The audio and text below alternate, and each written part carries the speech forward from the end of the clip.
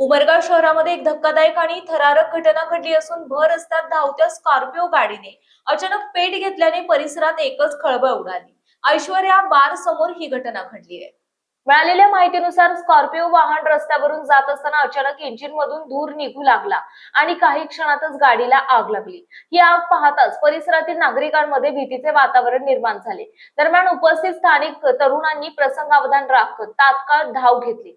जीवाची पर्वा न करता त्यांनी पाण्याचे बादली त्यांच्या सहाय्याने आग विझवण्याचा प्रयत्न सुरू केला। त्यांच्या या धाडसामुळे काही वेळातच आगीवर नियंत्रण मिळवण्यात यश आलं।